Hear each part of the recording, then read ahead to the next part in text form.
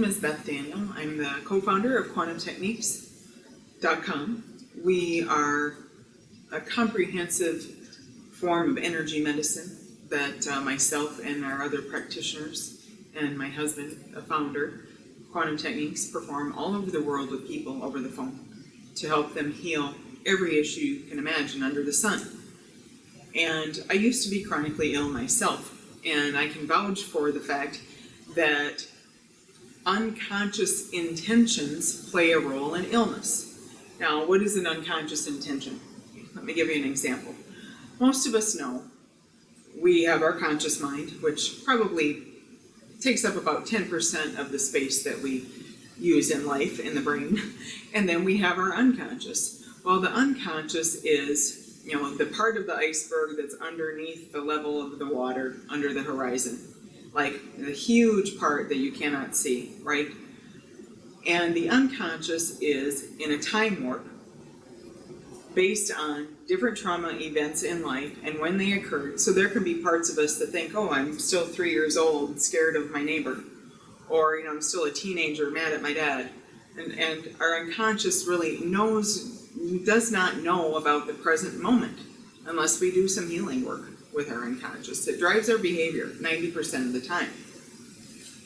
Unconscious intentions then are intentions, obviously, we are not aware of, like intention to be sick. Do I get needs met from being sick? If the answer is yes, there is a part of me that has an unconscious intention to be sick. Another example would be if every time my neighbor comes over, she says, oh wow, you need a new housekeeper, your house is filthy, and I get a headache. What is my headache saying? Oh, I want her to leave now. My headache has the intention to say no to this person. No, don't say this to me. So I get a headache instead of saying no to the person, or the neighbor in this case. That's an example of an unconscious intention. I have been doing quantum techniques now as a practitioner forever.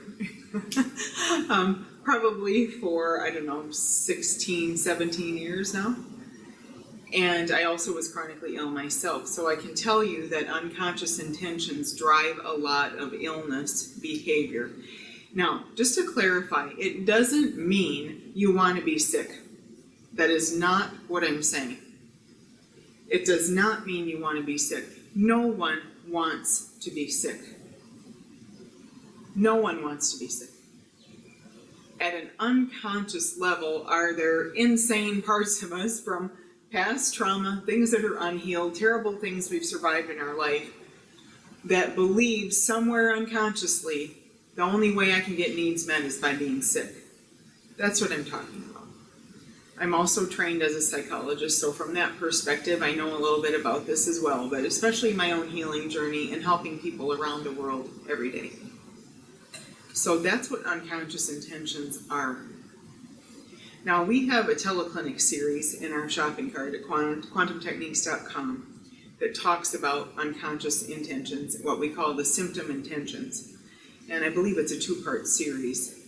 And if you know how to muscle test, you can test through to see which are the unconscious intentions that block you in your life for your health, for your happiness, for good relationships. What we find is those intentions do often come out of trauma.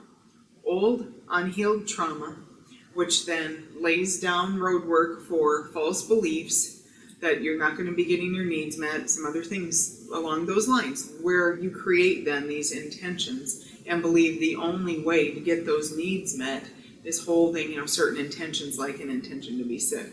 I'm going to do another video now next on what are some of the specific unconscious intentions that drive illness behavior.